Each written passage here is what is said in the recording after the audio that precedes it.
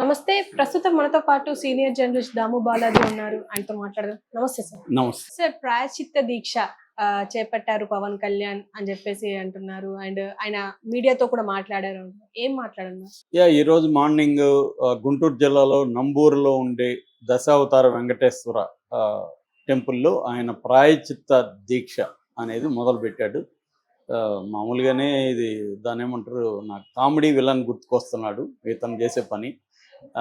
ఎందుకంటే అసలు లడ్డూలోనే కల్తీ జరగలేదు, కల్తీ నెయ్యి వచ్చింది, దాన్ని మేము తిప్పి పంపించేసాము.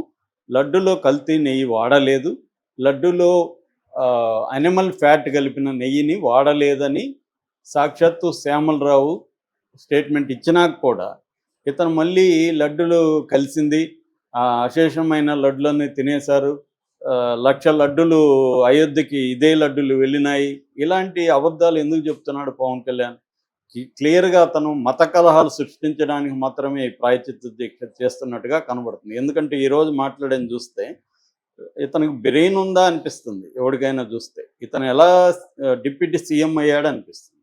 ఎందుకంటే ఇదే మసీదుల్లో జరిగితే, చర్చిల్లో జరిగితే దేశం అల్లకల్లోలం అయిపోయేదంట. అంటే అల్లకల్లోలం అవ్వాలని కోరుకుంటున్నాడు ఇతను. ఒక పక్క అసలు లడ్డూలో కలవలేదురా అని వాళ్ళే అప్సెల్గా ఇస్తే, ఈరోజు ప్రింట్ ఇంటర్వ్యూలో క్లియర్గా శ్యామలరావు చెప్పింది ఏంది? ద ప్రింట్ వచ్చిన ఇంటర్వ్యూలో శ్యామలరావు ఏం చెప్పాడు? అసలు లడ్డూలో ఏ రకమైన కల్తీ జరగలేదు, లడ్డు ప్యూర్గానే ఉంది, నెయ్యిలో కల్తీ జరిగినట్టుగా ల్యాబ్ రిపోర్ట్ వచ్చిన తర్వాత మేము ఆ నెయ్యిని 2 ట్యాంకర్ల నెయ్యిని వెనక్కి పంపించేసాం. ఏఆర్ ఫుడ్స్ సంబంధించిన 4 ట్యాంకర్లు వచ్చాయి, అందులో 2 ట్యాంకర్లను పంపించేసాం అని చెప్పాడు. ఇలా 2 ట్యాంకర్లు కాదు, ఎవ్రీ ప్రభుత్వ అధీనంలో ఉన్నప్పుడు, టీటీడీ ఉన్నప్పుడు, ఈవెన్ తెలుగుదేశం ప్రభుత్వంలో కూడా 2014 నుంచి 19 వరకు 15 టైమ్స్ ఇలాగా రిజెక్ట్ చేశారు, పదార్థంలో వేరే ఉందని. అట్లాగే జగన్ ప్రభుత్వంలో కూడా 18 టైమ్స్ రిజెక్ట్ చేశారు. ఇది very very regular process.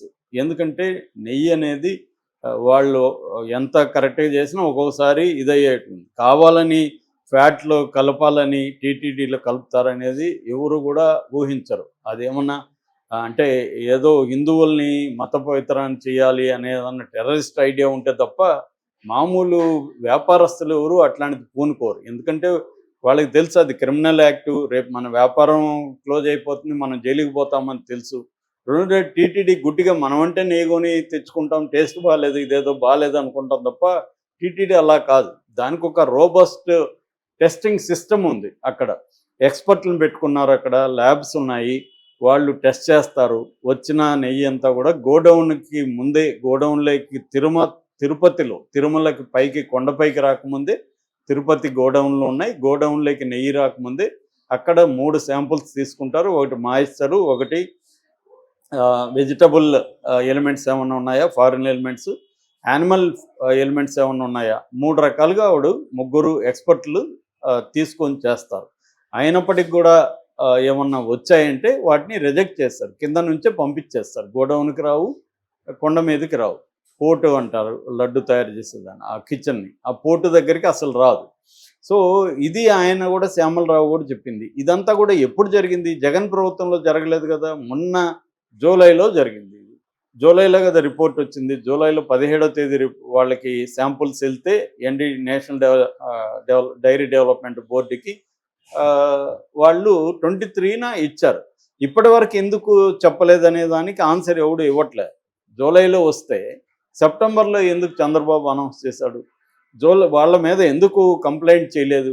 AR foods మీద కంప్లైంట్ చేయాలి కదా. మామూలు నీకేదన్నా కొవ్వు కలిసిపోయి ఉంటే టీటీడీ ఈ టెస్ట్ చేసిన వాళ్ళు కూడా బాధ్యులే కదా. సో కలిసిపోయిందని ఎలా చెప్తున్నారు? ఎవరు చెప్తున్నారు ఇక్కడ? ఇది క్లియర్గా పొలిటికల్ గేము. మేబీ పవన్ కళ్యాణ్కి మోడీ చెప్పాడా మత కలహాలు సృష్టించు, నాకు ఎన్నికల్లో సపోర్ట్ కావాలని? ఎందుకంటే ఇది చంద్రబాబు కూడా ఈ పని చేయట్లా. చంద్రబాబు కూడా జగన్ మాత్రమే తిడుతున్నాడు, ఇతనేమో మత కలహాలు రెచ్చగొట్టే విధంగా మాట్లాడుతున్నాడు పవన్ కళ్యాణ్. అందుకనే ఇతను ప్రాయశ్చిత్త దీక్ష అంటున్నాడు. సమాజంలో వరదలు వచ్చినా కూడా ఇతను మనిషి కనబడలే. ఇతను వరదలు వచ్చినప్పుడేమో ఇతను హనీమూన్కి వెళ్ళాడు సింగపూర్కి, ఇప్పుడు వచ్చి ఇతను ప్రాయశ్చిత్త దీక్ష అన్నా అంటే ఎటువంటి క్యారెక్టర్ అనేది ఎవరైనా ఆలోచించాలి. పవన్ కళ్యాణ్కి ప్రజల పట్ల నిజంగా నిబద్ధత ఉంటే వరదలప్పుడేమో సింగపూర్కి హనీమూన్కి వెళ్తావు, నీ బర్త్డేలు జరుపుకుంటావు, అక్కడ చిన్న చిన్న అమ్మాయిల మీద రేపులు చేసినప్పుడేమో నోరు కుట్టేసుకొని మాట్లాడవు. ఇప్పుడొచ్చి కల్తీ జరగని లడ్డులో అసలు నెయ్యే రాలేదు పైకి, ఆ నెయ్యి వాడలేదని వాళ్ళే చెప్తుంటే టీటీడీ వాళ్ళు, ఇతనేమో 3 లక్షలు అయోధ్యకి వెళ్ళి వాళ్ళని రెచ్చగొట్టడం, అయోధ్యకి వెళ్ళిపోయినాయంట 3 లక్షల లడ్లు మొత్తం తినేశారంట. ఇది అల్లకల్లోలం అయిపోయేదంట ముస్లింల దగ్గర ఇది జరిగితే. వాళ్ళకు కూడా ఇప్పుడు ముస్లింల ఫుడ్డు వాళ్ళు కూడా తింటారు, క్రిస్టియన్ ఫుడ్లు తింటారు, దాంట్లో కల్తీలు ఉండవా?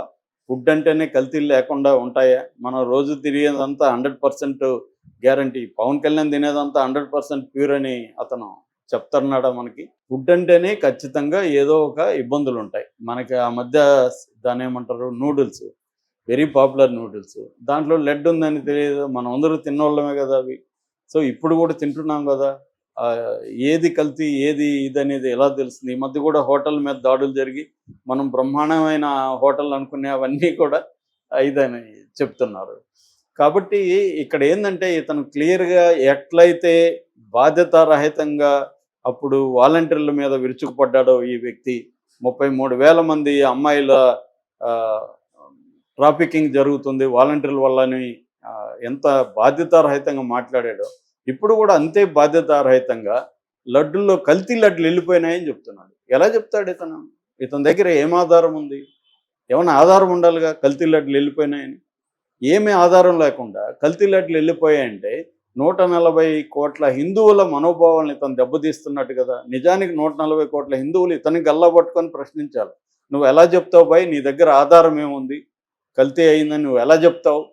మమ్మల్ని నువ్వు హత్య చేస్తున్నట్టు కదా మా మనోభావాలను. వాళ్ళు ఇతన్ని గల్లా పట్టుకొని ప్రశ్నించాలి పవన్ కళ్యాణ్. అంతేగాని ఇతను హిందువుల్ని, క్రిస్టియన్స్ని, లేకపోతే ముస్లిమ్స్ టాపిక్లు తెచ్చి వాళ్ళ హిందూ ముస్లిం గొడవ పెట్టడానికి ట్రై చేస్తున్నాడు. మేబీ మోడీ ఇతనికి చెప్పాడా, నువ్వు ఇది గొడవ క్రియేట్ చేయి, నాకు ఉపయోగపడుతుంది ఎన్నికల్లో అని చెప్పాడా? ఎందుకంటే తిరుపతి ఇక్కడ ఉంది కాబట్టి, ఆంధ్రప్రదేశ్లో చంద్రబాబు మోడీ అనుకున్నంత హార్ష్గా లేడు కాబట్టి పవన్ కళ్యాణ్ ఎగదోలినట్టుగా మనకు కనబడుతుంది. లేకపోతే పవన్ కళ్యాణ్ ఇప్పటివరకు మౌనమునిలాగా ఉన్నాడు. 100 రోజుల్లో రాష్ట్రంలో జరిగే ఏ దాడుల్ని కానీ, చివరికి జనసేన వాళ్ళని అత్యంత ఘోరంగా ఆ మచిలీపట్నంలో వాళ్ళ ఇండ్ల మీద దాడులు చేసి, ఇండ్లు ధ్వంసం చేసి, వాళ్ళ చేత తెలుగుదేశం వాళ్ళు కాళ్ళు పట్టించుకుంటే కూడా నోరు తెరవలేదు ఈ క్యాండిడేట్. ఇప్పుడు వచ్చి అసలు నెయ్యే రాలేదురా బాబు అని అతను చెప్తున్నాడు. కల్తీ నెయ్యి తిరుమలకే రాలేదు, కింద నుంచే మేము పంపించేసామని శ్యామలరావు ఈవో చెప్తున్నాడు. అసలు ఇప్పటి వరకు నెయ్యి అటువంటి ఫ్యాట్ ఉన్న, యానిమల్ ఫ్యాట్ ఉన్న నెయ్యితో తయారే కాలేదు లడ్లు అని అతను క్లియర్గా చెప్తున్నాడు. ఇతను వచ్చేమో అయోధ్యకి ఇదే లడ్లు వెళ్ళిపోయినాయి. ఎట్లా చెప్తాను? నీ దగ్గర ఏం ఆధారం ఉంది? ఇటువంటి ఒక సీరియస్ అలిగేషన్ చేసేటప్పుడు ఒక ఆధారం ఉండాలి, దాని మీద ఎంక్వైరీ వెయ్యి. ఫస్ట్ వీళ్ళు చేయాల్సింది ఏంది? తన బాధ్యత ఏంది? డిప్యూటీ సీఎంగా ఇతను సిబిఐ ఎంక్వైరో, దాని మీద సిట్టింగ్ జడ్జి ఎంక్వైరో ఫస్ట్ వేయాలి. ఏదన్నా ఒకటి ఆరోపణ వస్తే వీళ్ళు చేయాల్సిన పని ఏంది? బాధ్యత ఉన్నవాళ్ళు ఎవరైనా ఎంక్వైరీ వేయాలి. ఎంక్వైరీలో తేలితే అప్పుడు మాట్లాడేది. అంతవరకు రాజకీయంగా అది ఆరోపణలు తప్ప అది వాస్తవం కాదు.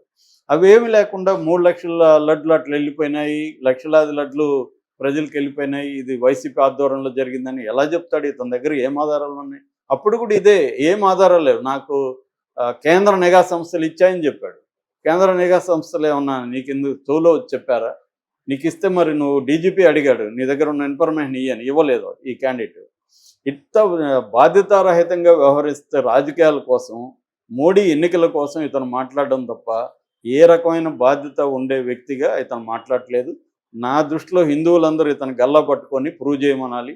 ఎందుకంటే మేము అలాంటి లడ్డులు తిన్నామని చెప్తున్నప్పుడు మా మనోభావాలు దెబ్బతింటాయి.